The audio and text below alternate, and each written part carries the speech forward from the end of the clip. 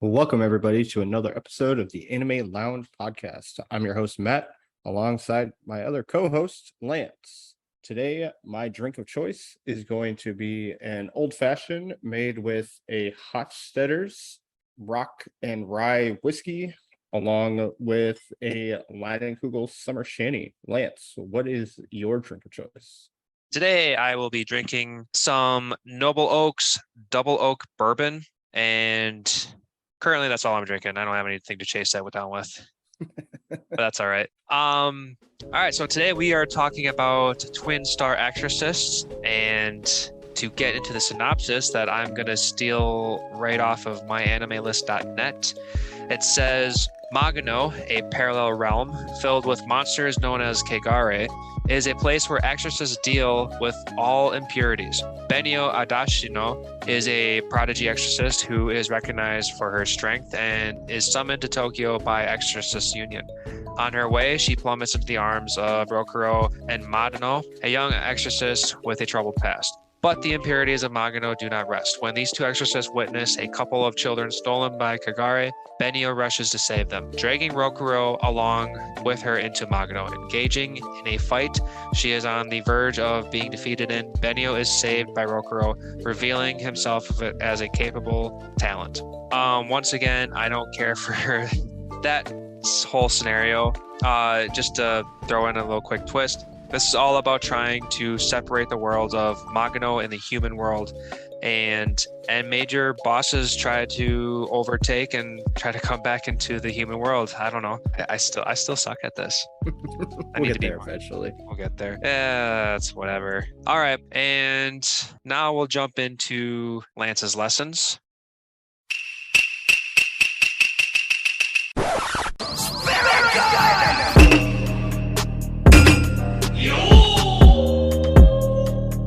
Today's Lance's lessons is going to be the Japanese word for talisman. That is omamori. That is Omamori.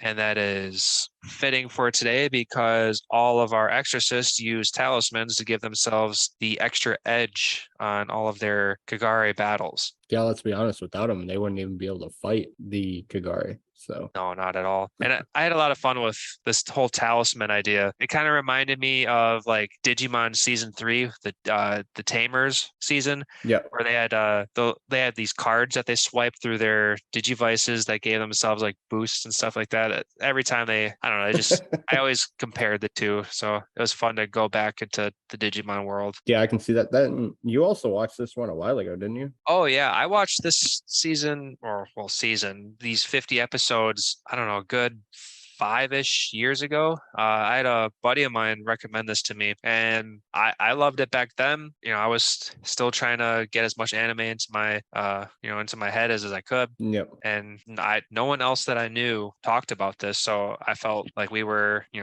our own worlds. Yeah, this was not one that I had heard of before you suggested for us to watch it, so it was different. I can say that much. Yeah, this was a 50 episode series. It was definitely a long one. There was a lot of content. But because of that, well, besides the 50 episode count, Matt, you and I were talking off air about how crazy different the anime and the manga are, and that maybe we want to shake things up a little bit different in this episode and actually talk about some Matt's manga mentions first, and then just start naturally branching out from there with all of our conversations. Yeah, I do think that's probably going to be the best idea, because I know you had brought it up that anytime you had looked up like kind of some of the differences between the manga and the anime, just from what you could find, everybody's like, don't even bother, just you got to read it or you don't understand. And they're not wrong. Like basically the Subaru part in the beginning, that doesn't happen. Pretty much right after the first Yuto fight, everything else is different, like completely different. And I have 10 pages of notes of differences, and that's just with me skimming things, like not even going completely into like what all had happened. And so like because this is a long anime, I always do, I try going chronologically as far as what the anime and the manga happens, but it's insane where like you don't even fight, or excuse me, you don't find out about the 12 guardians until after you meet Sagan. Oh geez, So we've been watching this for so long. Like, I mean, I have to go back through my notes real quick to even see where Sagan originally pops up. yeah, Yeah, Sagan gets one episode 8. sorry, yeah. So Sagan, Sagan's in. yeah, But then Benio is talking about knowing about the 12 guardians, and he has no idea who the 12 guardians are at that right. point. All right. And So, do you just want to just go ahead, jump straight into mass manga mentions? yeah, sure. That'd probably be the best idea to give people a good understanding of all the differences that happened in the manga and the anime, because it's a lot. It really is a lot. All right, then let's give that a shot. NANI?!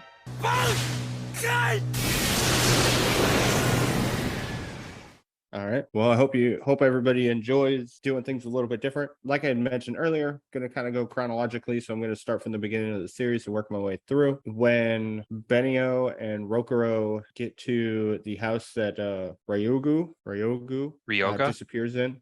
Yeah. Oh, Sorry. Ryoga is the older brother kind of guy who gets married. Yeah. Sorry.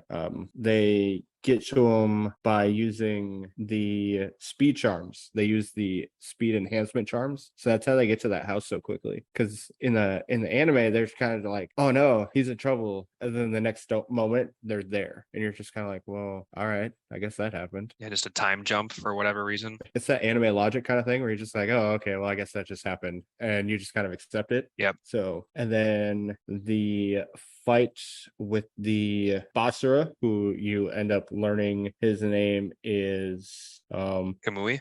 Kamui. Yep. Sorry, because when I wrote the notes, I didn't have his name because I didn't know what his name was. He had talks about how he had fought numerous twin stars, like he had actually fought different reincarnations of twin stars before. Oh wow, numerous ones. Yep. That's interesting. That's different. Okay. Then in the anime, Benio, basically as soon as Benio meets Rokuro and them, she's like the next day in their school, and it doesn't happen like that. It's so they're in like that winter break kind of thing, kind of time period. So after that break is when that happens, but they actually start living together in that house before she's going to his school. Okay. So a little bit quicker than. No. Yeah, because in the manga, pretty much they're told that they're twin stars, and like the next day they're living together. There's no like long time period between when they're twin stars and when they're moving in together. Oh, okay. In the anime, when Rokuro is fighting Kamui and he talks how he knows what Basara are, he has no idea what they are. Like at that point, he had never seen one, heard of them. He thought all the Kegari were the same, essentially, like just relatively stronger to each other. Yeah. But that was about it. So I did skip a part. All of Rokuro's friends actually end up seeing Rokuro's house, and he tries to kind of hide the fact that he's living there with Benio. Oh yeah. Including like tries to show it off that like he's got this whole place to himself. Myra talks Myra? about how Myra, excuse me. Myra talks about how she went to his dormitory and he wasn't there, and his friends overheard and was like, well, if you weren't there, where were you? And so he was like, well, I kind of live somewhere else now, and they just kind of invited themselves over to his house. Yeah. Because at that point he didn't really have a whole lot of self-confidence, so he wasn't going to be like, oh no, you can't go there yet. And so Myra and then a couple of his friends go over, and then it's Benio's in there, and Myra goes to the bathroom, and of course Benio is taking a bath as Myra's trying to go into the bathroom, and that's how Myra finds out that Benio and Rokuro are living together. Oh, with a naked girl in his bathroom. And there's a comedic scene about she's asking him what they're doing and why she's naked in his house, kind of thing. Yeah. You do find out that Arima is the reason for Benio being in, or excuse me, not Arima. It's Myra's grandfather that gets Benio into their class, because he knows the head of the school. Okay. Yeah, I guess I don't know the grandpa any more than, Sagan's wife's dad and Myra's grandpa. Yep. So I guess that's the only kind of connection that the anime can really make. Yep. And in the anime, Rokuro thinks that it's Arima that does it. Oh yeah, I can see that. He makes that joke where it's this must have been the work of that pervy underpants guy.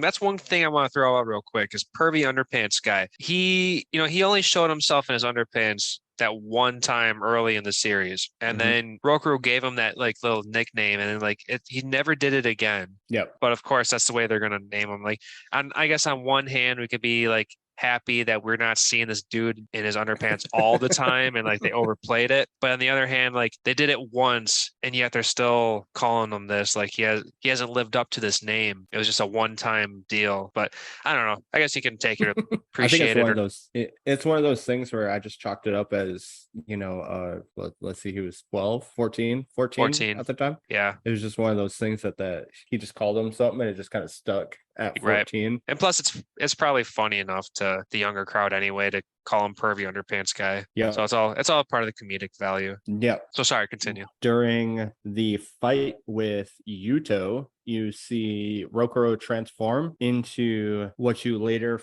find out is the Great Yang. Early? Yeah, like that fight with Rokuro. So what is that episode? I think you said episode 12 or so. Well, Yuto gets introduced at like episode 9. Mm-hmm. Yeah, so about episode 9 is where they start fighting Yuto, Benio's brother. Yeah, not between 9, 10, 11, 12, somewhere in that area. Uh-huh. During that fight, in order to defeat Yuto, Rokuro transforms subconsciously. He doesn't do it on purpose. And that is how they defeat Yuto the first time, is he transforms into as you come to find out, the Great Yang. And I know they talk about it in the manga, but in the anime, excuse me, that the twin stars are the Miko is the child or offspring of the Great Yang and the Great Yin. Yep. Which another thing that happens is Rokuro is not a Kagare. I think that's a big one. Is Rokuro is not the Kagare. Whoa, okay, that's big difference because that's something that was a huge like plot thickener thing in the anime. And the Great Yang cannot be a Kagare because the Yang is all of the good, happy energy. That's what all of the Exorcists use to defeat Kagare. Yep, so, I guess that's a good contradiction right there. Yeah, I didn't think about that. Yeah. If it was one thing that I picked up from this was that when you think of yin and yang, typically we think of like good versus evil. But if you were to put yin with good and yang with bad, like it's opposite. Like it's yin is bad and yang is good. Yep. Right. Yep. And that's exactly what they do in the manga. One cool thing is that they give a little background from when Rokuro was young, after they had found him in. So they did find him in Magano, but he is not a Kagare. And well, he wasn't a Kagare when they found him, but he was still a human form. Are you saying anything different? Yeah, and I'll get to it later. So you don't find out what Rokuro truly is until chapter 103, which is way beyond where the manga ends, or excuse me, not where the manga ends, where the anime ends. Also, like seeing Rokuro transform is the most you see as far as what's going on with Rokuro. Like there's no other hints up to chapter 103 about Rokuro's past. Okay. Because you see him young and you just assume that he's an orphan. Like that's all you assume, right? Because he doesn't remember his parents or anything, so you're just kind of like, oh, okay. I mean, if he's the child of Exorcist, it's very possible that he is an orphan at a very young age. Like it's not something that's unusual or hard to believe. Anyway, hard to believe. Yeah, let's go with that one. So they meet all of the 12 stars while Rokuro is in the hospital after the fight with Yuto. So they meet all of them at that point. Even Tenma? Yep. The strongest one who just kind of shows up near the end of the anime. Yeah. Just the wandering badass. Okay, so they all show up relatively early in the manga. Yep. Which I did think the anime did a great job of kind of like shadowing everybody until you actually met them. I thought that was kind of cool. Instead of getting like a glimpse. Yeah. Shimon was the one who brought Rokuro and Benio back from Magano. Okay. Again, it was the anime logic where you're like, oh, okay, they passed out in Magano and now they're in the hospital. Oh, yeah. I guess I didn't even think much about that. Let's see. When Yuto is talking, he talks about going to an island where he's actually from, and you find out that that island is where the first Kagare appear, and it's the headquarters of the 12 Guardian. Okay. And that is oh man, I'm gonna have a terrible time saying this one. It's Mikado Island, Tsuchimikado. I'm just gonna go with your translation or your initial pronunciation on this one. Yeah, that's gonna be my best guess. Unfortunately, I have no smarter individuals who are better at announcing things because they don't talk about it in the anime at all. Right. And that island is actually super important when it comes to the manga. And then after Rokuro gets out of the hospital, you remember them going to that one temple, and they talked about that's where the 12 Guardian headquarters was, or the headquarters for the Exorcist were. A little bit. Yeah, that was not the headquarters, but that was a area in which they do meet on what they call the mainland, which is where Rokuro and Benio and all of them are located, is on the mainland instead of this island. And during that meeting, Arima brings up the fact that he cannot legally make Rokuro and Benio get married until after they're 18. And Rokuro does what he does, and he said that he is going to basically make it so that they don't have to get married, kind of thing. Yeah. So same concept happens, but not. Oh, excuse me. What he does say is that he's going to get strong enough in order to get to the island in 2 years. Instead of during that meeting, he says that he's going to be stronger than 12 Guardians. Yep. In the manga, he just says that he's going to be strong enough to be able to participate in the fight with Yuto in 2 years. Okay, so I mean, I guess that doesn't sound too drastically different. Like, I guess the anime was saying as long as he can be stronger than the 12 Guardians, then he doesn't have to produce the Miko. Yep. But what the manga is saying is as long as he can participate, he's doing just fine, or kind of. So they basically gave themselves 2 years until a fight with Yuto. And he said that he vowed that he was going to participate in the fight with Yuto, that he was going to be the one that was going to kill Yuto. Right. Like, I mean, there was a personal vendetta thing going on anyway, so yeah, definitely. And it was a slight difference, but it was, instead of being that super arrogant, like I'm going to be stronger than everybody in 2 years, even though I'm not even close to as strong as anybody right now. Right. At least as far as the 12 Guardians are concerned. Yeah. And then after that meeting, you get to see Benio, Rokuro, and Myra training to become stronger to be able to participate / go to the island. So it's just kind of cool that you got to see their training, and that you got to see Myra training. So at this point, some of the few things that didn't happen were the Subaru thing, where she tries getting Benio and Rokuro to go on a date, and then the Shimon thing doesn't happen. I'm trying to remember. What was the Shimon thing? Shimon. Oh man, Shimon. Oh man, what did he do? He did something more than just like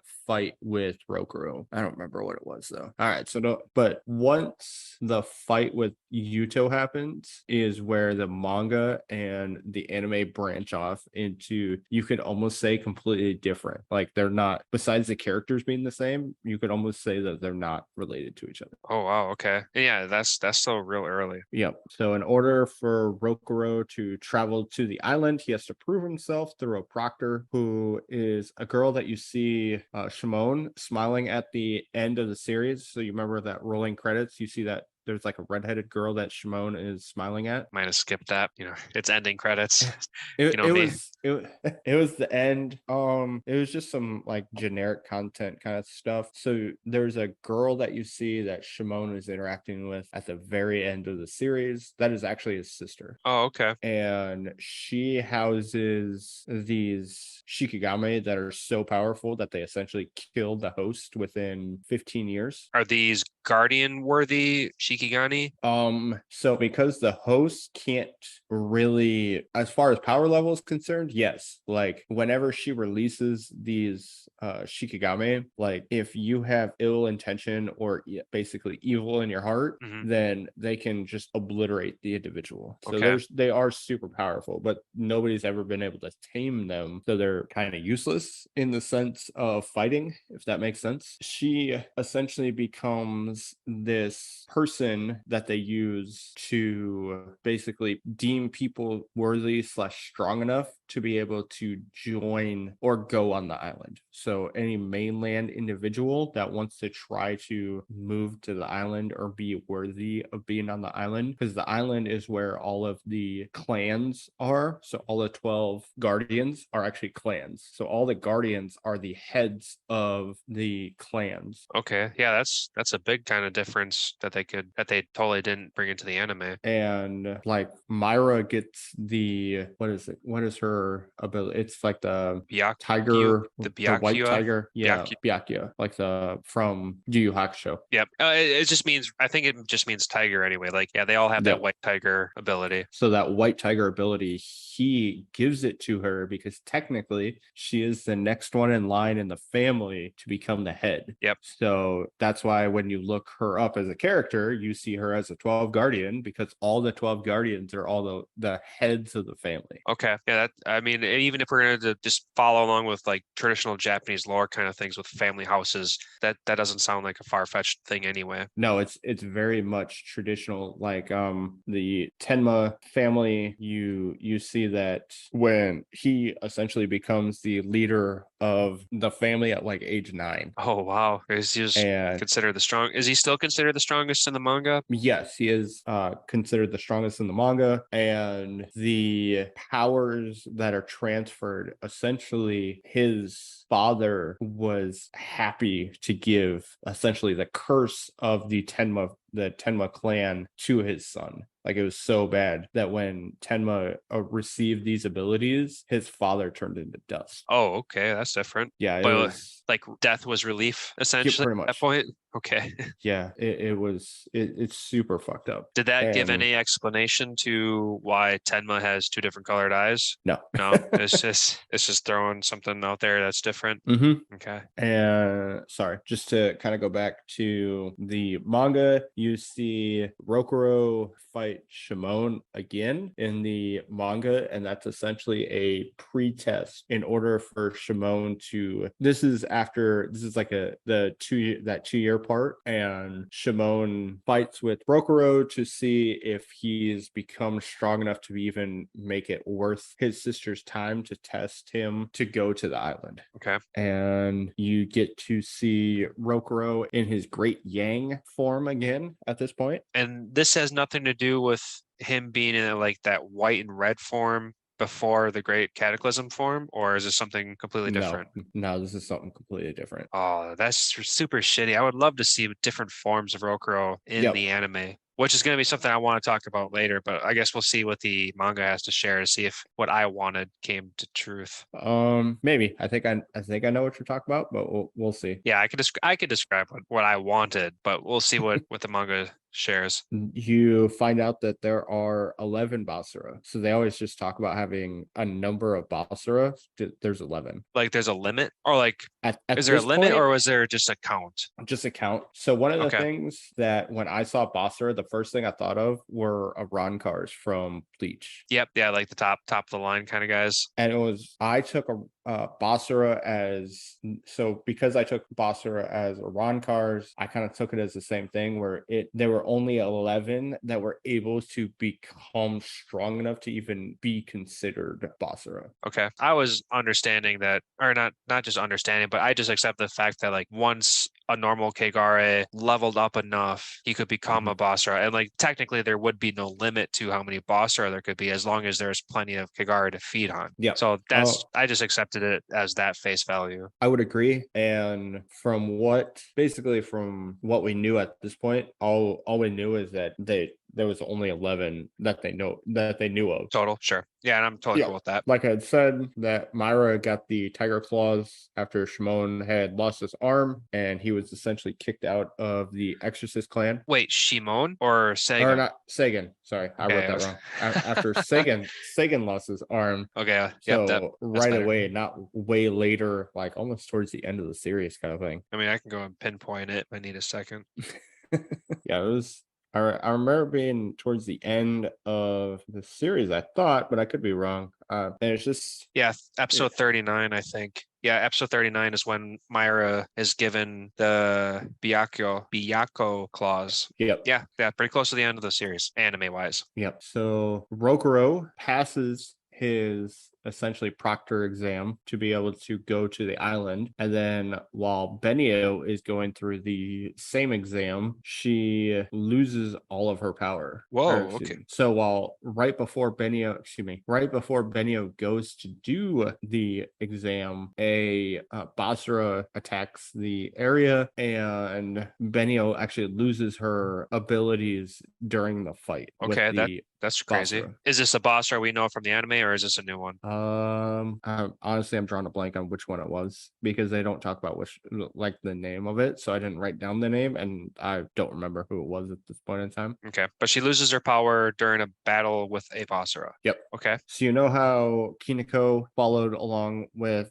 Benio the entire time throughout the entire series? Yep. Yeah, you don't find out about Kiniko until Rokuro gets to the Adachi house. Like he's watching over the Adachi house. So it's a little bit, so just comparably, it's much later in the series. I wouldn't even say it's much later in the series. At least compared to the anime, I would say it is. But in the manga, that we're probably 30, 40 chapters in. We're far, but we're not super far. Okay. But yeah, because like Kiniko, he's pretty early on, like probably within the first couple episodes. Yep. As soon as you meet Benio, you find out about Kiniko. Okay. Yeah. So then Rokuro and Myra go to the island because Myra takes the exam as well, passes obviously. And when they get there, they're told that they have to pick a house per tradition. They have to pick a house in order to basically be accepted into the island. And Rokuro does what he always does, and he refused to pick a house and basically bow down to anybody or tradition. And he chooses the Ashidino house as his home and makes the Enamato house the new family of basically the island, and vowing that he is going to be the greatest family of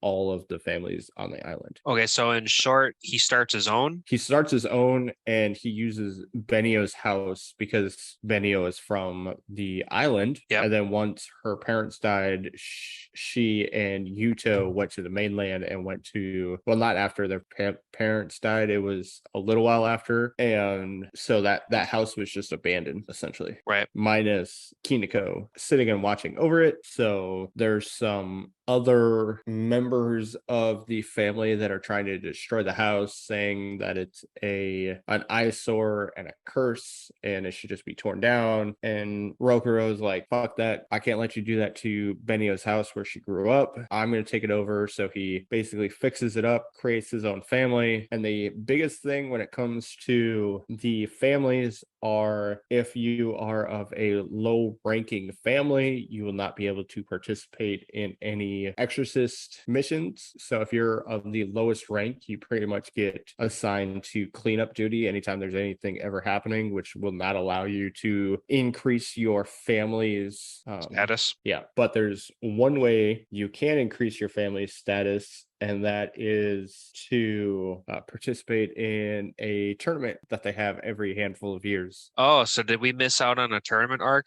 in the manga? We did miss out on we missed out on a tournament arc. And the tournament arc is essentially all of the houses fight, including the heads of all the houses. So all the 12 guardians fight with each other. Damn, that's a huge difference. And that is how they decide who the strongest guardian is, because Tenma keeps winning. Okay. And so the only rules to this tournament is that there's no killing, and so they call it their like mythic abilities. So it's their ultimate awaken enhanced ability beyond just them. So when Myra has her claws, essentially she gets like this full body. she has a transformation kind of thing. Yep.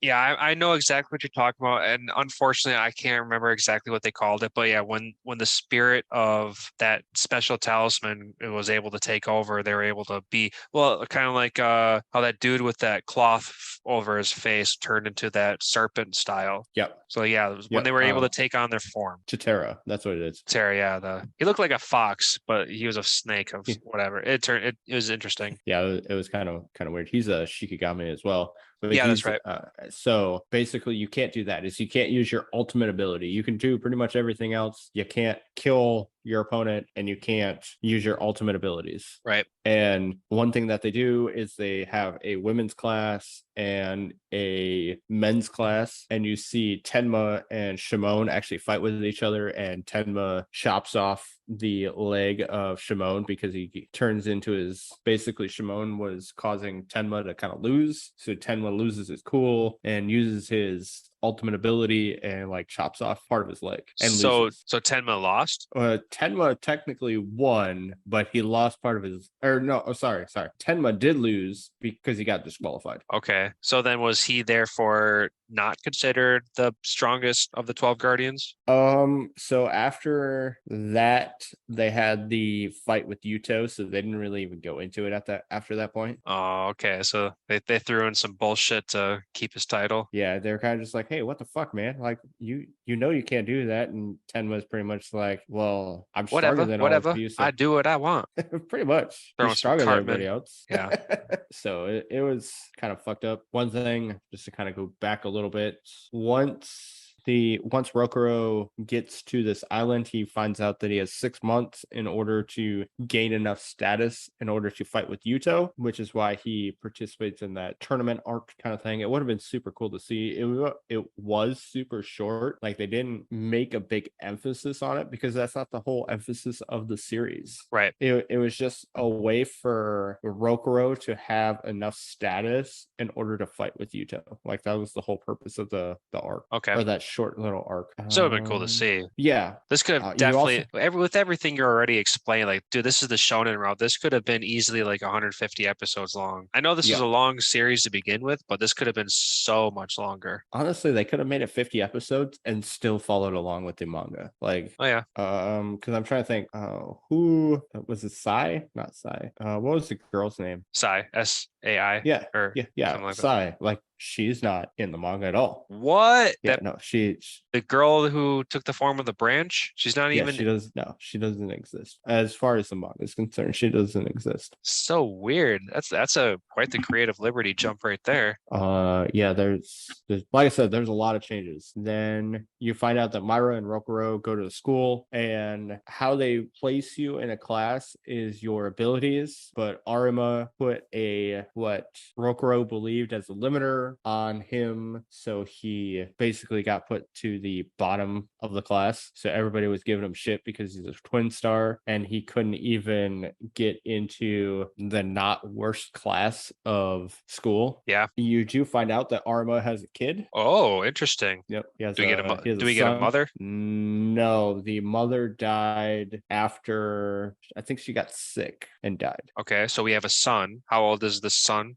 Same age as Rokuro. Wow. Yep. Just as powerful as Arima, like potentially, or no, but he is wise and he looks up to his father. He's not as strong as Arima, but he strives to be, and that's really all you can ask from a 16-year-old at this point. Sure. One thing you do find out is Benio actually goes to Magano to help revive her powers after she lost them. Yep, after she lost them, and then she runs into Kimui and for the first time, or no, this would be the second time, and he helps her. Basically, he guides her through Magano. Oh, to help her get her powers back. And I'll go into that a little bit later. Okay. You find out that there's thousands of levels of Magano. Okay. And not just like, so whenever I watched the anime, I always thought that it was just kind of like Magano was just a super large, like kind of similar to Earth, where it was just kind of vast, but it wasn't layered. But in the manga, it's layered, not it's vast and layered, not just Okay, large. now that you're saying it that way, like near the end when they were trying to talk about, like they just started to all of a sudden throw in all this yin yang bullshit at the very end of the anime, Mhm. and we were under the assumption for the longest time that Magano and reality were inverses of each other. Yep. One was yin, one was yang, basically. But Yep. then Yuto brought Rokuro 5 levels down or whatever to where, what's that fucker's name? Abeno, Yeah, almost there. Abe no Seimei. That's what There it it is. is, Abe no Same, where he was like just in this little, I don't know, cocoon thing, just sitting there waiting to be revived again. I Yep. mean that's how everything seemed to play out. Hmm. I don't know. I guess. Yeah, it was really weird. Like, if you really try to break it down, it makes no sense. Just it's anime, just go along with it. Yep. But the manga tries to show that there's not only reality Magano, but there's also many more layers on top of that, Oh yeah. which adds to the detail of why there is that fifth level below kind of Yeah, deal, or what? that doesn't exist either. Oh, that's just bullshit. Pretty much so everything but some backstories of some individuals, you can pretty much everything else you can just assume didn't happen in the manga. Oh, geez. Okay. Yeah, it's I don't want to say it's bad, but it's a lot. There is a lot that's different. One cool thing is you find out that Sagan was the third strongest exorcist. Third strongest? Yeah, he was the third strongest. Okay, which is gonna beg the question, who's second strongest? Man, I'm trying to You think blank it's you now. think it's gonna be the pink-haired chick? No, it's Chitara Oh, is the Tatara with the rand or the what do they call him? He was the oh my God, I feel so dumb. It's just a simple term too. Why do I? He was the crazy one. He couldn't control his own Mhm, energy basically. mhm. But was he even I- considered like a true guardian because he was a Shinigami? yes, he was still considered a guardian just because of how strong he was, and he was like ancient kind of thing. Like, I think he Yeah. was like 600 years old. I think that's what they said. Really? Because they were Yeah. making that pink-haired chick like she made mention multiple times, at least in the anime, that she was, or maybe not multiple times. I know one time for sure, but she made mention that she was the oldest of the 12 guardians. Maybe accept him because he's not like human, or Yeah. is that a loophole that we can jump around? Yeah, I think that's what you can take out of it. Okay. So that was kind of cool just to see how strong Sagan was before he lost his arm. One thing that's super cool is you find out that Rokuro gains the ability to use that curse in both of his arms. And that's exactly what I wanted to ask. Not ask, but something that I am super disappointed in not seeing in the anime is because all we get to see is him have this Kagari right arm. Yep. Why didn't it like expand to any other part of his body? Like, why not give? We saw him give, like Kagari punches with his right arm and only with his right arm at times in the anime. And we Yep. saw times where he was fighting like Yuto, where he was exchanging left and right blows, Kagari punch, human punch, why not just, grow and expand your abilities and have two badass Kagari arms? And then let's just, continue that and then have like one of the final episodes, you just being like this badass Kagari suit in some, that's just going to go to the extreme, but that's kind of also what I expected. As soon as you see a little bit of something, you want to see him like envelop into everything. I guess what kind of ruins that is, have you ever seen the anime Scried? S-Cry Ed? Yep. And that's basically where I took that from. I mean, that anime, I took so many concepts from that. I'm not even gonna go there. But Scried is one of my personal favorite anime just because it left such an impact on what I expect out of super stuff. So I expected Rokuro to do something similar. And besides going full white body with red paintings on him, I was a little disappointed in that. I just wanted to see a more fully evolved Kagari form. So I'm happy that the manga was to do this. And I know in the anime they talk about how basically I think Sagan said that the Kagare like bit Rokuro's right arm or something like that, and that's why he got the ability. It was something like, I don't know. I don't want to call it a cop out, but it was kind of one of those things where, oh, he bit his arm, so now he has the ability to use Kagari power, but only in his right arm. It's like, Okay, that's I think that was what Sagan had mentioned. The only curveball I could throw into that is when Benio like placed that talisman that like sealed, like in the earlier season, his right arm had like a mouth and it wanted to like overtake Yeah, Rokuro when he was fighting Yuto, and like it had a mouth, yeah, and I was ready for him to overtake his entire body and start to go full Kagari, and yeah, then Benio placed that talisman to seal it, and it like shut that mouth and it sealed it, yeah. and like, okay, well, what if he didn't seal that mouth? Would that have continued the growth pattern or something along those lines? Like questions. That's all it was just questions. Yeah, nope, I get it. And yeah, it's awesome that you get to see him use that ability in both arms. But then right before the battle with Yuto, Rokuro and his house are drafted into the fight with Yuto because of Rokuro's basically how well he did in the tournament. He was deemed worthy enough to fight in the, we can quote unquote, great battle with Yuto. So everyone was under the understanding that Yuto was going to be like this boss level guy that the whoever won this tournament would have to fight, or what exactly was the No, purpose of this tournament? the tournament was scheduled to happen anyway. All that tournament was for is it determined who was the strongest male and female exorcist or 12 guardian. Okay, so it was just a side thing. Nothing about it mattered because of something else. Sorry, I'm diving too deep, trying to make that sound too specific. It was literally just an excuse to give Rokuro the ability, or not the ability, but the opportunity status to fight in with Yuto. Sure.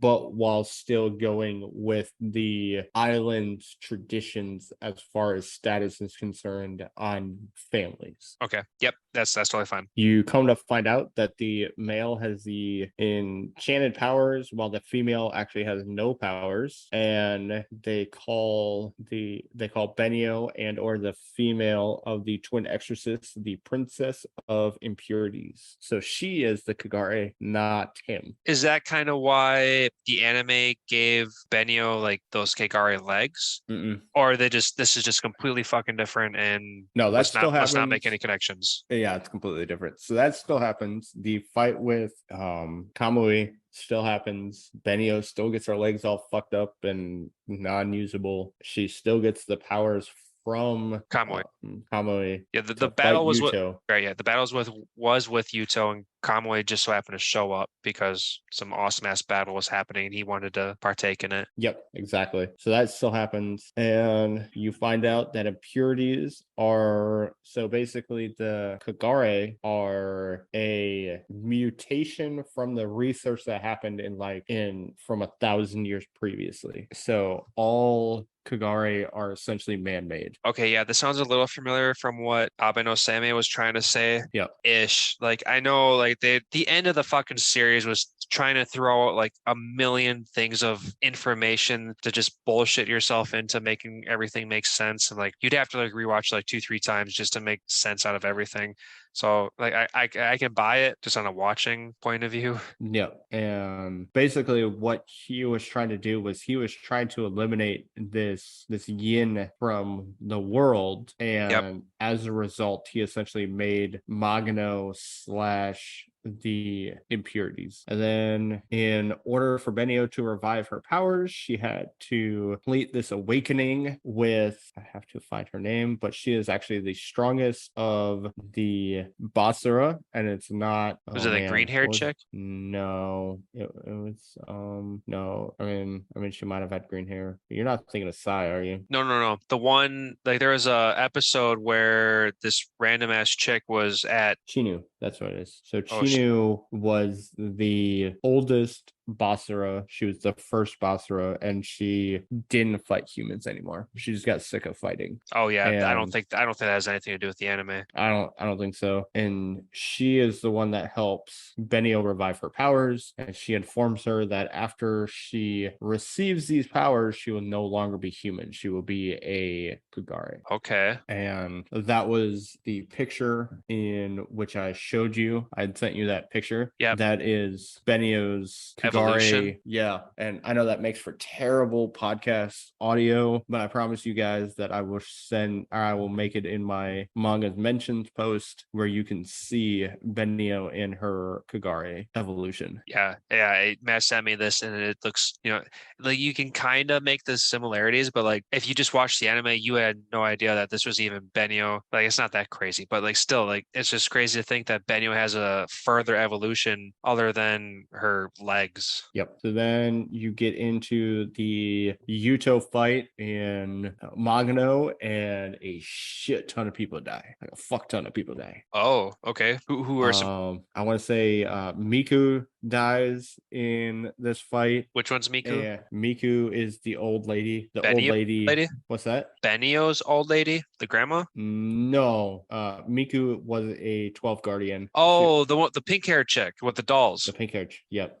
Okay, so yeah, well, in the anime we learned that she was the eldest of the She was the youngest 12 guardian. and the eldest. Yeah, she had that. She looked the youngest, but she was the oldest. Yeah, she's a doll. Okay, so she dies. Okay, that's fucking crazy. Yep, she dies, and then you have Namore die. So he is trying to think of a good description for him. Namore. Yeah, blonde. He's got the beard. Oh, so he was the guy with the axe hammer. He was making like barriers. Yep, the super boisterous kind of personality, and he dies, and like a shit ton of underlings die. Those were the only 12 guardians that died. Okay, well, if you're saying this right now, I'm at like a before we started this, I pulled up a 12 guardians list, and here's a former guardian list. Yep. Sakura, the one with the axe, is part of that list. Is she also dead? Give me 1 second. Let me look at. I do not see any Sakura. I see Nomori. Is that Lorelai? Miku, and then no. Oh yeah, Sakura. No, Sakura does not die. Okay, but according to this page, Twinstar ExorcistFandom.com, Sakura, the annoying ass bitch with the fucking scythe, she's under the former guardian. Well, I see her under current, so I don't know why they've got her under. I've got Miku and Narumi as former that everybody would know. Okay, so those two die in the fight that corresponds with the Yuto fight. Okay, well that's too bad. I was gonna say, like, Miku, I hated her at first, but like I did grow to appreciate her as I learned more about her. So yeah, her backstory was really good. I enjoyed her character development. I don't know. I wouldn't really even call it character development, but just you seeing the multiple sides to her was good. Right. Yeah, that's a good way of saying it. So you get to see Aryama fight with Sakanashi, who was the strongest, quote unquote, strongest Basara according to the anime. What was this name again? Sakanashi.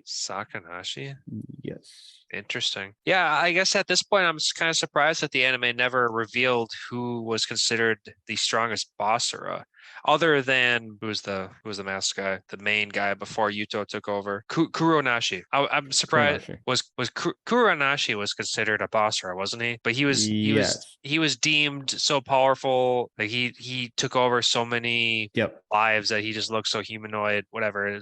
It looked whatever. Anime logic. Was Kuronashi not part of the manga list, or nope? Okay. Kuronashi and Sakanashi are essentially the same people. No, I shouldn't say it that way. So Sakanashi was the leader, quote unquote, of the Basara. So he was the strongest Basara. So he was the leader. Okay. And he did look very humanoid. And the fight between him and Aryama was intense. Like it was super badass. Okay, so in the manga, was there a Kuronashi? No. Okay, so in the anime there was Kuronashi, in the manga there was what, Sakarachi? What'd you say? Sakanashi. It's Sakanaashi. Okay, so slight difference, whatever that was. Yep. Sakanashi's goal, and oh man, the anime is you had said it. I'm drawing a blank. Kuronashi. Their goals were essentially the same. but just different names, and he didn't kill Arima. Arima was alive Or the entire manga. sorry, no, he was not. Excuse me. I misspoke sort of. So Sakanashi does end up like chopping Arima in half, and Arima turns into a Basara type Kagare that has the ability to retain all of his information, and he ends up killing Sakanashi. Oh, So that there is a way for Exorcists to turn so that what Yuta was attempting to do, Arima knew how to do, and he did it to himself. So he turned himself into a impurity. Sorry, I keep calling it impurity, but that's what they call it in the manga. that's fine. And he turned himself into one in order to defeat Sakanashi. So he had the ability of a Basara while still having all of his exorcist abilities, and that is how he defeats Sakanashi, who, Yeah. like I said, was the leader of the Basara. That's a lot of different information. Yep. One thing that's a little bit different is Chitara's ability. So he has this essentially poison gas that he releases using his energy, and it's indiscriminatory. So if you're not under, even if you're under an ability, if you're in the area, your limbs start like melting off of your body. Okay. Yeah, So like it's like being inside of a poison gas, kind of like a acid, like. yeah, like a gas chamber, kind of just destroying your body. Okay. I have Ohagi Man. I'm not 100% sure why I even wrote that down as a note, but I think that was something that helped Rokuro kind of get back into his battle. I'm not 100% sure why. Okay, so the fact that you wrote Ohagi Man down means that it was in both the manga and in the anime? Yep. Okay. Yep. I guess that would be weird if it wasn't. Be super childish if it wasn't. I mean, it is, but it'd be even more childish if it wasn't. Yep. You witness Tenma and Rokuro perform Resonant in their fight with Yuto. Tenma and Rokuro? Okay, so the anime made us seem like only the twin stars can perform resonance. So is it anybody can perform resonance? No, technically that is correct. Okay. But the Tenma family passes down the power of the female version of the twin star. Does that mean Benio is technically part of the Tenma family? No, she's not. But essentially the power that comes from the impurity side of the twin star gets passed down through the Tenma family. So the secrets and knowledge of the twin stars actually gets passed down through the Tenma family. So Tenma knows who Benio is, i.e. a Kagare that is with the form of a human, because his family knew from the beginning. It's so crazy. I wish the anime fucking adapted all of this. Yeah, it would have been better. We'll put it that way. Oh, for sure. All right, so here I actually wrote it in my notes. So Tenma family get their Shikigami powers from the failed Luna twin stars. So essentially they get their powers from all of the female twin stars that have died attempting to become the Luna, which is what they called the fully awakened female version of the twin stars. So all of them that died before actually becoming the Kagare, or the true form of the Great Yin, that is where the Tenma family get their powers from. Okay. Some of our viewers might be wondering what I'm wondering. If the yin is the Luna, is the soul the yang? Soul, no. like SOL, soul, like Luna's the moon, soul's the sun. So is there gonna be like a sun and the moon kind of thing going on here? No. If I remember, no. I mean, I didn't need to make it a tough test question. Sorry. So, no, that is not exactly what it was. I might have missed it in my note taking of the manga because I didn't know you were going to bring that up. Be so specific. Yeah. It's just something I've picked up on. It's just Luna and Sol, Sun and Moon, Yin and Yang. Yep. These just all these opposite things seem to be a kind of a typical thing to just go along with. Yeah. And like I said, it might have been, but I don't think so. Again, At least it wasn't I'm obvious enough. yeah, exactly.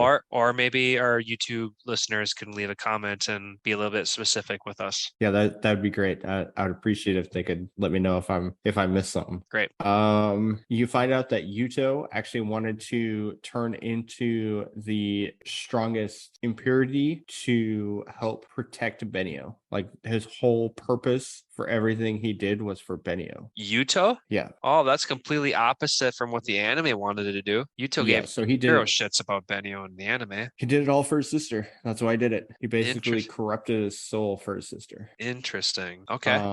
So you find out that he had an accident that put him into a coma for 6 months, and while he was in a coma he kept seeing potential futures, so he basically kind of went a little insane while he was in a coma because he had this ability to be able to see the future or potential futures because of kind of like Arima's ability where he would be able to see parts of the future. Was that his ability, or was that just like a special privilege that he was granted? Because like his abilities was like that ice horse and that fire dog thing, and he had those claw hands. Well, that was just some of his Shikigami's, and then I think it was just one of those abilities that he had, but because he was so powerful. Okay. And then after Yuto awoke, he kept having dreams of his former life. So they do mention it in the anime where the twin star, the Luna, was never born as a twin. It was always born as a female, but never a twin. So they basically hypothesized that Yuto was basically this. They keep talking about this script, how over the past 1,000 years, the same things just happened over and over and over again. And this great battle, like getting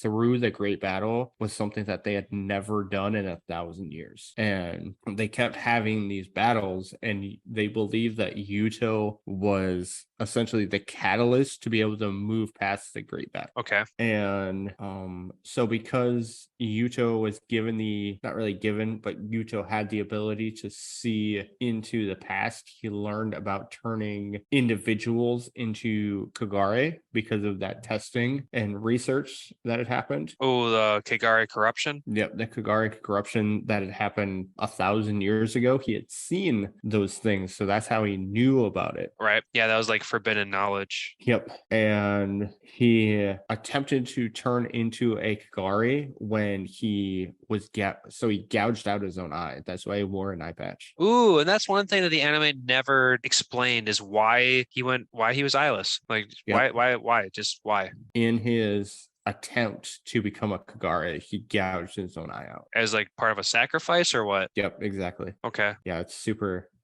fucked because you see him with I think a spoon, and like in the process, yeah, it's super gross and gory and yummy. They do some flashback stuff, and you find out that Abe no Seme is a woman, not the mysterious man that they have in the end of the series. Okay. Yeah, that's different. And that's kind of huge, especially you compare it from the anime to the manga. And in the manga, Abe no Seme has male features, and back in the time period in which he was alive, she dressed as a man because back then all women were for was to take care of the house and the kids. Right. So this is feudal period, and the men were the one that was supposed to exercise all of the impurities in the world. Yeah, so it sounds like what's that Disney Shaolin, like Mulan. So Mulan, like Mulan. Yeah. kind of. Okay. And then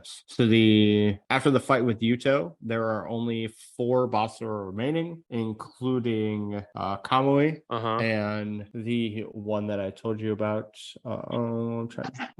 Chinu, like the original one that doesn't want to fight anymore. The strongest of the females. The strongest of all the Basara. She's actually the strongest Basara. Yep. Okay. And if you'd allow me to throw in one that the anime was showing that that metal chick, the rocker girl, Shizu. Shizu. So up to that point, you didn't know about her. Like she wasn't there yet. So Like she, Shizu. You didn't know about Shizu until after the fight with Yuto. like in the beginning of the manga, or like more towards the end of the manga.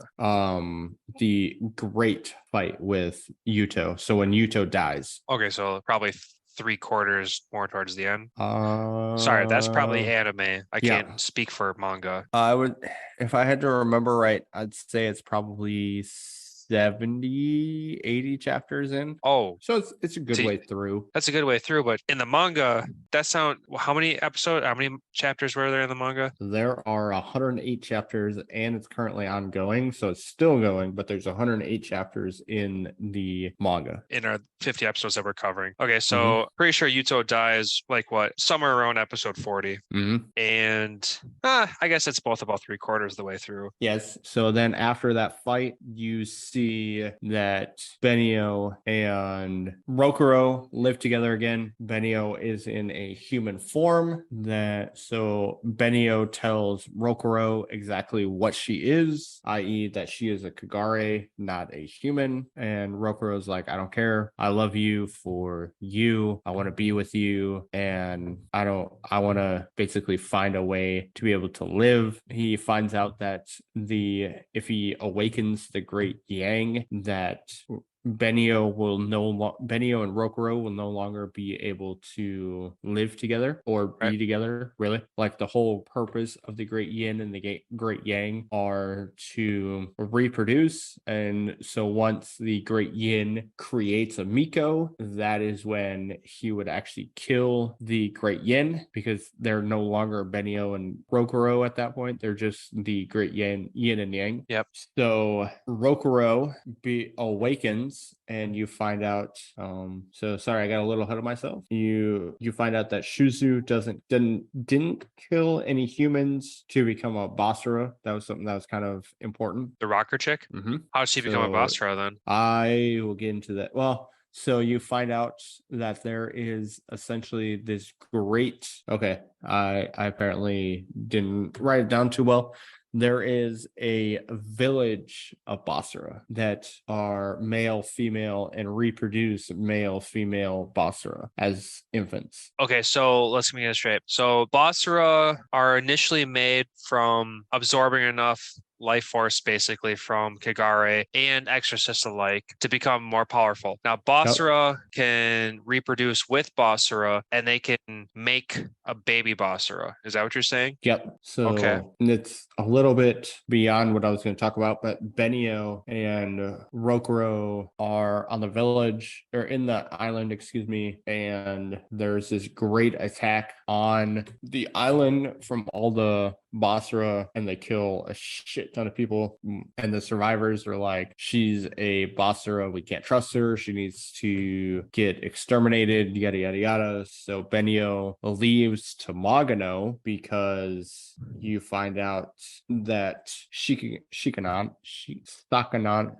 Sakanashi is reincarnated or reborn, however you want to call it, and his goal in order to take over the world, he convinces Benio to go with him in order for, basically, she does this to help save Rokuro, and in Rokuro's attempt to find a way to save or return Benio, he finds this village with Shuzu and Kamui of all Basara, and they essentially the village is there in order to protect the soul of the Great Yang, while also killing what you find out Rokuro is. So Rokuro is actually a clone of sorts of Benio's or not Benio-sama. Benio-sama. Yeah, not Benio-sama. It's Abeno Same. Rokuro is supposed to be a clone of Abeneno-same. Yes. Interesting. But in a male form because he is the Great Yang. But this village, he is a clone of an ever-producing Abenno-same. So there's actually a shit ton of them. And this village, what they do is that they kill all these infant babies that come to the village to try and get the soul of the Great Yang, to make sure that like this prophecy won't be fulfilled, kind of thing. Kind of, yeah. And you find out that there's two Basara there's one Basara, and his whole job is to kill these infants to make sure that doesn't happen. And when he finds Rokuro as a baby does something that none of the other infants ever did, which was smile and laugh when he saw this Basara. All the other ones cried. Okay. So he couldn't kill Rokuro. So instead what they did was they created this yang infused area in order to house him, and they were the ones that helped raise Rokuro up until the time he was 6. And then the village elders found out about Rokuro. So the two Basara that were essentially his parents brought Rokuro up to where the gate that everybody on the island. So on the island, there's only one location where you can go in and out of Magano. Freely without like an incantation of sorts. So in the manga, that's like the only way they can go in and out, but I don't remember why. That's the only time that's the only place they can go in and out. Okay, so this is just a special place, maybe. And so the two Basara bring Rokuro basically right outside the gate, and Sagan, and so that's how Sagan found Rokuro. Okay, real quick. In the anime, they show that Rokuro is found as a child, but there's also like an adult uniform that he's like sitting in. Does that mean anything? No. Okay, because that made me partially think that like he was from the future for a quick second. Yeah, no, he was raised by Masura, and one of the abilities that the Great Yang has is that when he touches something, he can see into the past. So when he goes to this area, he can actually see himself growing up in this area. Rokuro? Yeah. Okay, so when they do that in the anime and Rokuro and Benio visit that exact spot where Sagan said he found him, and he said that there was, like nothing being triggered. Is that like not the same, or is that like? So it's a different spot. It's the Basara village because it wasn't necessarily the actual village, because that's just where he was dumped off, essentially, right? Yep. Okay. Yep, exactly. Okay. Also, so it's not the same. No, it's not. One thing that I forgot to mention is that this village, they talk about how they have no real fighting spiritual power. Like Rokuro, even in a severely weakened state, could still pretty much kill everybody in the village if he wanted to, because they're just not fighters. Even though they're Basara? Even though they're Basara, yep. Interesting. Okay. So like maybe like they're not like a wild rogue Basara who has to learn how to fend for themselves. These are Basara who are, pinky up, have learned to live in a society, and things are different. Yep. Okay. Yep. And then Rokuro, so just to kind of go back a little bit, Rokuro and Benio do end up getting married. Yep. That's something we don't see in the anime. Nope. They get married at 20, so they're 20 at this point. Oh shit. I'm pretty sure the anime ends with them still at about 16. Yep. Okay, so I mean, if there's to be a season 2, there's still plenty of content to come. We can get into that. Maybe. So as I mentioned, you kind of get a redemption arc, or not a redemption arc, but a redemption for Yuto, that while the Great Yang is trying to take over Rokuro's body and make Rokuro the vessel for the Great Yang, Yuto helps Rokuro basically stop that from happening, so that Rokuro can now house the Great Yang and still keep his mind and his body separate, so that Rokuro is in charge of the Great Yang. Okay. And obviously the manga shows sweet ass pictures of what this great yang looks like. Okay, I think we're going to need to make multiple posts of this great yang because I am super interested in seeing different evolutions of Rokuro at this point, or even Benua. We should make this like a daily thing, like just every day post something different. Anime does it. We definitely could. There's a lot. So that was one thing. It was awesome to see Yuto kind of get some redeeming qualities to him after you find out that he's a psychopath, but he did it for himself, or he didn't do it for only himself. And then another thing about Yuto is Benio was not allowed to bury Yuto, one with his body or two with a gravestone. Okay, well, different. So in the Japanese culture, you pray on your elders and you try to proper verbiage. Respect. So in the Japanese culture, you pay respects and to your ancestors. Well, because Yuto was essentially deemed a terrorist and tried to kill everybody on the island, he was not allowed to be buried or have a headstone. Like there was nobody that was going to be allowed to pay respects to Yuto. Okay. So I'm trying to think, just got a couple more notes. Because Rokuro has the power of the Great Yang during that invasion of the Basra on the island, you see Rokuro basically just laying down this super powerful attack over the entire village or over the entire island that kills all of the lesser impurities. Like it's a super badass attack. Wow. You see Kamui transform while he's protecting Benio during her transformation process, and during that protection you see that he starts evolving. You see Kamui evolving and he gets another evolution. What? So basically, if a Basara can start having feelings of we can just put it, love towards another individual, basically they get a power boost. Okay, so we're saying Kamui starts to fall in love with Benio? Yep. Okay. And that kind of plays into the reasons why Kamui helps Rokuro is because he does not want to see Benio fall Sakanashi take over Benio. Yep. Okay. Then you find out what Rokuro's name in Magano was, so what the Basra called Rokuno, and it was Yashihara. Yashihara? Yep. Yoshihira.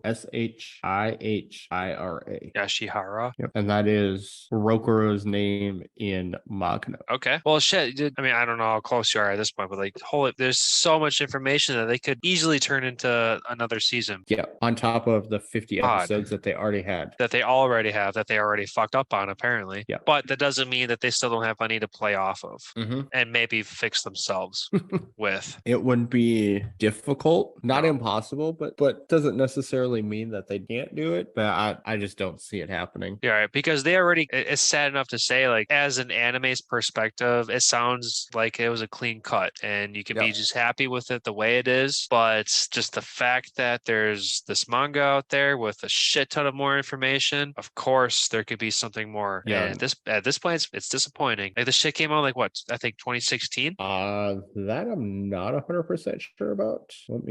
I'll look into that. But quick Google look. So the manga came out in 2013, 2016. 2016 sounds about right. Yeah, because like I said, I watched this about 5 years ago, and that was about 2017 at this point when I watched it. That was when it was new. So 2017 is when they finished season 1. Yeah, and season 1 was considered 50 episodes. Yep. Crazy. I mean, I took plenty of notes where they like split how many times the opening season, like the opening song changed. Yep. I think it was at least 3 times. This 50 episode deal could have easily been split into many seasons, but I don't know. Yeah, that's just a whole different topic. But that is all I have as far as the manga is concerned. And damn, I'm not 100% sure, but I think we're at maybe that's easily my longest one yet. That's even compared to Promised Neverland season 2, and I couldn't even do what I did with Promised Neverland for this. I would have never finished finished it in time. I wouldn't have been able to watch all 50 episodes and then attempt to read all 108 chapters on top of. So the shortest chapter, I think, was 31 pages, while the longest chapter was like 94 pages. 94 pages. That's fucked. That's way too much And information. there was more than one that was 94 pages, I promise. Or 90 pages. But still, that's crazy. Yeah, the manga was great. I think if I didn't read the manga, the anime would have been it would have been fine.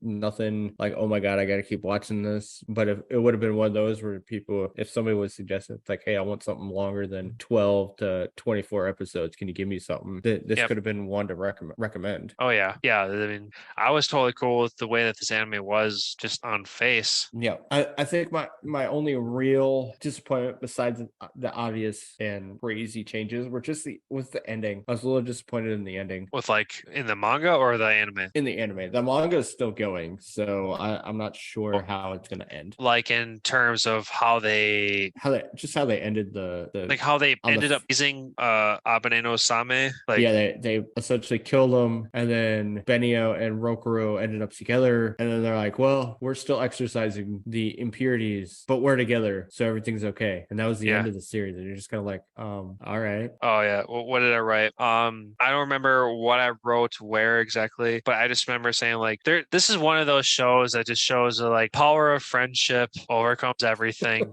And it's just one of those typical funny to laugh at things. Yeah. It's just the friendship cliche is just it's just so laughable at this point. It's just so funny. Yeah. Oh, one thing I forgot to bring up is the relationship between Myra and Shima. I don't know. Yeah, it's Shimon. Shima. Yep. So that actually, you don't necessarily see it per se, but essentially he was like, I want to be with you, or I want you to be with somebody that can make you forget about Rokuro. And she was like, well, you can make me forget about Rokuro. And they just kind of have this awkward moment, and then they continue on.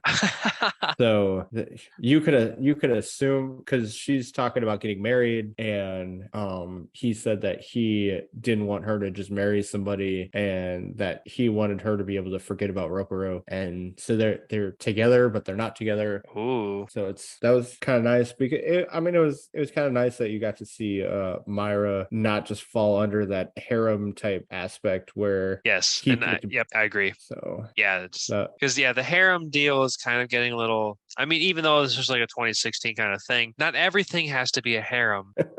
Yes. You know, let's have some individuality every once in a while. But I was happy to see that, you know, one of the coolest 12 Guardians, and I guess, you know, manga wise, you know, Myra became a 12 Guardian, but that's not what we know in the anime. Myra, you know, she's growing stronger. We get to see her development. She finally moves on from Rokuro to another guy. So, you know, that's cool. Yeah. But hey, real quick, before we start getting into further character talk, now that we're moving into anime, man, if we take a quick break? Yep.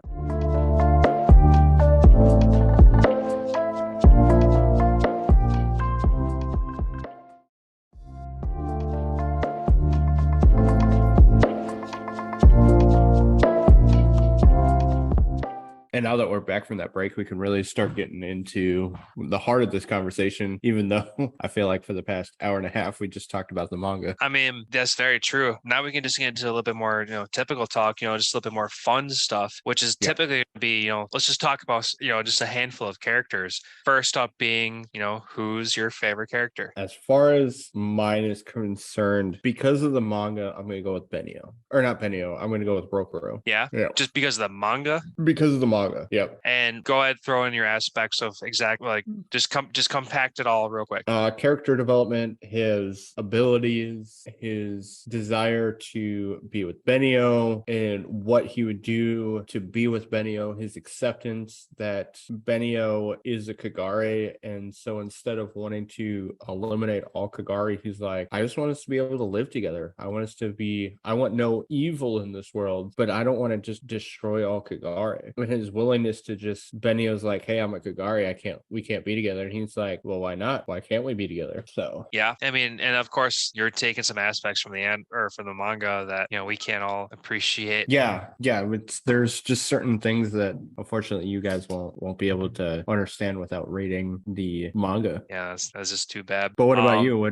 Who's your favorite character? As for myself, I am kind of I mean, of course, I'm going off of the anime perspective. I kind of jump between two characters, and that's Shimon and Seigun. And that's because I think they both because both of those guys show like a true, I don't know, what was it called? Like they had they're like that talisman that showed like their true self, like their true ability. And that was awesome. I mean, of course, we saw Tatara's with his snake, and that was cool, but that wasn't the same as like Shimon having his vermilion flying ability and those wing spikes doing that follow.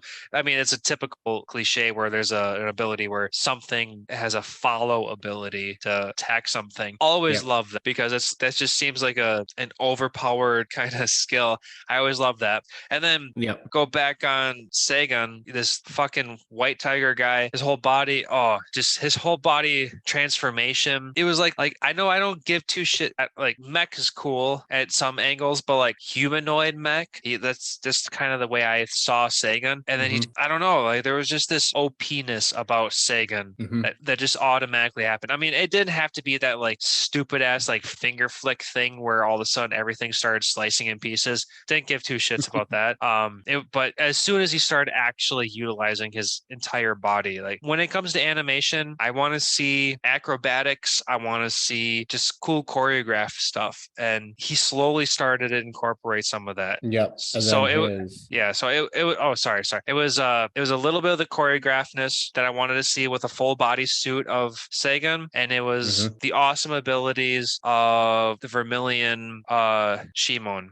Just two completely awesome sets of guys. It's so hard to choose who might be more awesome. And now that I'm saying all this, if Rokuro would have been his manga form in an animated form, like I wanted, with his two fucking arms being fully suited out, he might have been my favorite because that's what I was truly hoping for. Because I'm not gonna I'm not gonna lie, when he went into that like white bodied and red painted self, that's not the same. That's just like a false, like sure, that could be like godlike in some sense, but that's not the same awesomeness that you should expect after growing with him for so long. So there was a bit of a disappointment. It was cool, but it wasn't like I fell in love with it at all. I get that. He's kind of a letdown when it comes to like the potential that he has. If you only want to go off potential though, right? Because you have to play off of potential because of expectations, and there was zero expectation off of whatever the hell that thing turned out to be. Like that was just too godlike. It went from 0 to a trillion. There was no in between. I completely agree. And one of the best things Sagan says is when he's talking about how he didn't want the kids to have to fight, and essentially saying the adults are useless because they can't make it so that the kids don't have to fight. I don't remember what the exact quote was though. Was this about the houses, like back on the island deal, or? I think it was when Rokuro was talking about wanting to become the strongest exorcist as a child. Manga style or no, anime? in the anime. Oh, in the anime. Sorry. Now I'm trying to combine what you've been telling me and what I already know. And I'm gonna be quite honest, like I just want to know more about this manga deal. Just to kind of go, so what we're going off of that. Oh man, trying to think of what I had something in my head too. Knowing what you know about the manga, what would have been like if you could have changed something from the anime? What would you have wanted to change? Okay, well, number one is going to be Rokuro's further development with his evolution. And number two, I'm a tournament arc guy. I would have loved to see that tournament arc, even if it's only like two. Probably would have been 3 episodes. Like it was super short. Maybe. I mean, of course. I would have loved to see it, and I would have loved to bitch about it being longer. So I just want to see all that action. Yeah, That's what it all comes down to. I'll be as blunt as I can because of the just drastic differences when it came to the anime. I was just not super thrilled. Like Oh when I'm yeah, watching it, I was just that's super. I would still tell people to watch it if you never read the manga, but that's as far as it goes. yeah, Yeah, because yeah. it was just so much more. The anime had a lot of potential. The manga has an amazing amount of potential. I really hope there's a season 2 and they just kind of been like they try to integrate a bunch of stuff because yeah, it was just I don't know. I don't want to Okay. be what's Okay, up? let me just jump to one of my biggest questions, not questions, but biggest expectations. Yep. The beginning of this series talked about the Miko. Yep. I kind of expect this Miko to happen, and then Benio and Rokuro on the side also decide to fight along with the Miko. Like I expect that to be a deal. Like father and mother fight alongside the Miko and take on who is secretly, quote unquote, secretly the most strongest Basara and is stupidly the reason why I don't know. Just put some anime logic in there somewhere that makes everyone super powerful. Like I would like to see that as some sort of season finale, as some family powered duo versus the ultimate powers of the reverse world. Yeah, I think that was really my biggest disappointment in the anime is that it's like you make it 50 episodes and you're just kind of like I expected to have an ending and it didn't. Oh yeah, especially after talking about so much about the Miko. Yeah. That's my biggest takeaway is Miko this, Miko that. Sure, the resonance power is awesome. Yep. But let's focus in on the Gohan of the actual series, the Miko, and Yeah. let's see some actual character, not character. Let's just focus on some actual development and carry the story on even greater. Bring on an Yep. even greater boss. Let the Miko fight the greater boss, even though this Miko is going to be another fucking 14-year-old because every other anime is about a 14-year-old. Yeah, our characters turned 16 in this one. They had some Yeah, but in the manga they were 20 when they got married. Yep. So there'll be a 20 to 21, 22, 23-year gap between them and the Miko. I don't know. I just want to see what happens with this fucking Miko and Yep. something greater. That would be interesting. I'll be honest, just from the way the manga talks, I don't know if we'll ever see it because Rokuro's whole thing was if he can't find a solution, he doesn't want to have to bring his child into this world for something to fix something that he could never do. Right. Those are two extremes. They introduced two different extremes into the show. It has to be one or the other. And I feel like I'd be with the majority and the expectation is on the Miko. Well, so okay, I can't say that because Rokuro put too much emphasis on him wanting to be the one to exterminate the Kagare. But of course, that's the happy-go-lucky. We need the drama. So we need the Miko. We need the drama. So that's what I want. I want the drama. I want to see where shit goes wrong. And the Miko and mom and dad all have to come together. Maybe even mom and dad die. But the Miko is prophesized to win. Yep. But I mean, if you want a happy-go-lucky, mom and dad live in the end. Anime logic. Okay, sorry. Now I'm just kidding. Now I'm trying to develop too much. So because there are quite a few fights in this, you gotta have a favorite fight scene or favorite fight. I kind of do, and it's gonna be. I'm gonna choose one of the last fight scenes. Okay. And even though I talked a little shit about it already, when Rokuro went into his white form with red tattoos and beat the shit out of Yuto, I thought that was a pretty good fight scene. Like I liked how Yuto was like, "Yes, give me more. This is what I like." Sorry, not to be like creepy weird like that, but like just that he wanted the fight and you can't he no longer could feel pain, and to feel something like I understand where that can come from, but like I don't know.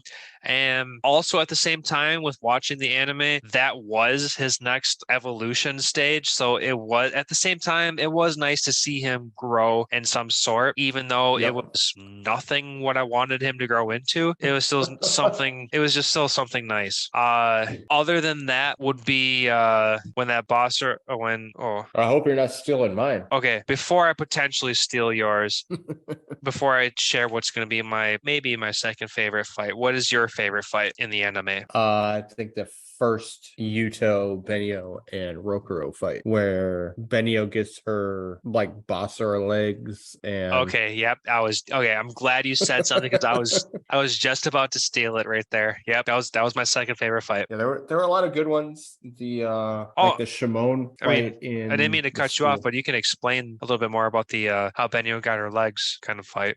So it was I really liked it because I mean for the most part Benio doesn't have a whole lot of like strong fighting. Like that's when it comes to fighting the bosses for the most part it's Rokuro pushing beyond himself. Yeah, And he always had that overpowered punch to yep. call So it was checkmate. good. Yeah. It was good to see her finally be able to basically be able to stand side of Rokuro's power. Yeah, yeah. And plus those legs allowed her to truly capitalize on the speed that she's always been like shown to have through her talismans. Yep, exactly. So I thought that was really cool too. And I'm pretty sure those legs were basically a mirror of whatever Kamui gave her because Kamui had legs too. Yeah, I think they were the same. Might Yeah. have been. I don't Similar enough at least. I believe you're right. Yeah. With that being said, I would love to see Kamui expand even further than his legs because we've never seen him at his full extent. We've seen him I get will his show ass. you. We've seen him get his ass kicked to the end. Oh, are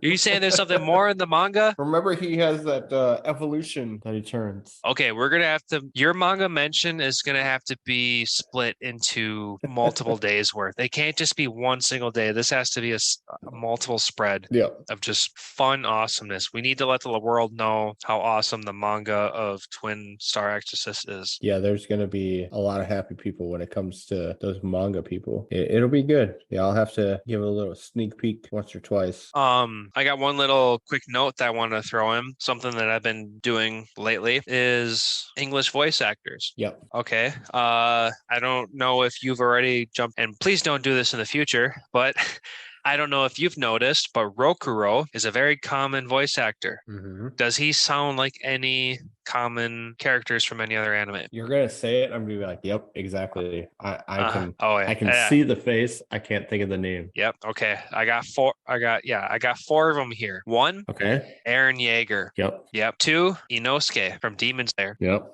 Oddly enough, yeah, that was weird. Three, Meliodas from Seven Deadly Sins. Yep. Yep. And I'm really sad that my cousin's not here, especially since Alec loves SAO. Yep. Kirito. Yep. Sure is. So this is a very, very well-known fucking voice actor who plays Rokuro. And it was no wonder why every time, no matter what octave his fucking voice was at, I recognized it at all times. I was like, okay, fuck it. Googled it. Boom. Yep. Knew every single one of them. And like I just said, I just listed off 4 of the most common ones. Yeah, he's in a bunch. So many. That's awesome. It's always great to see when because he's a phenomenal voice actor. So it's great to see him and doing a bunch of other stuff. Oh yeah, he's a great voice. Totally on board with all of it. Hey, I have a quick question. Yes. All right, so in the anime, near the end, do you remember when all of the okay, I'm gonna say this now and it might contradict myself in a minute.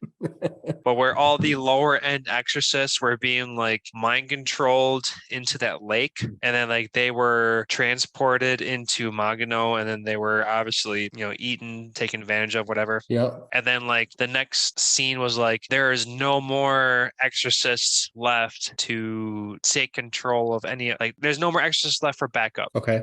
And then oh shit, I forget what they call the main. Okay, you remember where Rokuro used to live with those other 3 exorcists, the kid with had his hair over his head, the mohawk, and the dude who was about to get married, plus the chick, the dorm. That's all I remember. The Psychono dorm or whatever it's called. They're all exorcists, and none of them got mind controlled, and yet they're still fighting. I'm just saying, it threw me off because there's some loopholes that they said that there's 0 backup compared to whatever. Yeah. I don't know. I mean, let's just be a little bit more careful about how you write some script. Hey, it's okay because it wasn't according to the manga.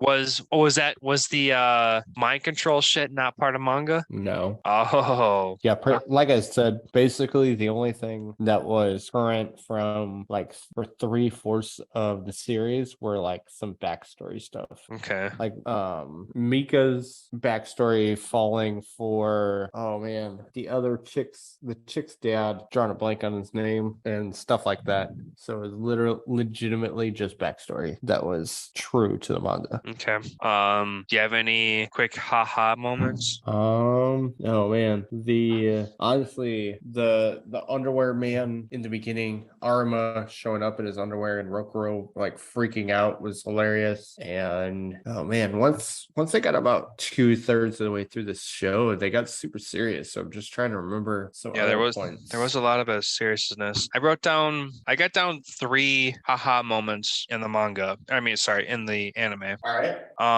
This first one I wrote down is in episode 5, and it's been a minute, and it's something along the lines of like Rokuro like getting in the mood. And I wrote, quote, "You got some kind of problem, huh? We throw him down," and then all of a sudden he gets punched. I don't exactly remember what happened, but I know that I laughed my ass off. And then there was another one in episode 28. I wrote down, quote, "Hey Benio, when I grow up, will I have big boobies like Myra?" Yeah, that was And Sai. that's Sai talking. And then that in that episode, Benio was telling Sai that if she drinks the Benio especial, that she'll grow big. That fucking especial thing. I really appreciated how they continued that stupidness about the especial. Like, I don't know. I mean, I don't know how to like push it, but like the ridiculous just overness of the drink was funny. yeah, just how gross it was and whatnot. And then my last haha moment was episode 50 when Rokuro gave Benio a new set of hairpins, and then they're all flustered, and Rokuro's like, "Can I put them on?" And then Benio's like, "You want to wear them?" And then they're like, "No, no, no, no." He's like, so clearly it was because Rokuro wanted to put them on Benio. Yep. So that was the haha moment. So it was funny to me. I gave a good laugh. No, those were all really funny points. I mean, there was also plenty of more fun moments during this series, but like those are times that I remembered to, jot those notes down. Yeah, that's always a big proponent as far as that is concerned. I don't know if it's good or not. Before we draw too much further, who was your favorite of the 12 Guardians? Oh man, my favorite of the 12 Guardians, I kind of am going towards Shimon, but oh man, I don't want to be like chalk and just. I feel like that's what you're gonna pick if I had asked you that question. I mean, that's why. I mean, I don't blame you. That's why. I mean, two of my top favorite people were of the 12 Guardians. Yeah. That being said, I'm gonna choose someone different just to throw out a different opinion. Yeah. So, do you have a final decision on? I'm gonna be different. I'm gonna go with Satara. Satara. Tatara. Oh, Tatara. The guy who has the snake fox guy, just for his abilities. He was pretty fucking badass. And at the end of the series, he truly started to show how fucking badass he was. Yep. And then, so I'd have to go with that. Tenma, if you want to go with straight raw power, would always obviously be a great choice. Yeah. So what about you? Tenma's raw power, I think, is like the biggest cheat. Yep. I think that's like just a cheat code to be like, yeah, that's who it is. Oh my God. Oh, let me go. Oh, here's the 12. Sorry. Blah blah blah. No. We already talked about Shimon. No. Come on, it's not Subaru. Subaru. No. The gun girl. No. Her ability was pretty cool though. She could be fine. She's up there. No.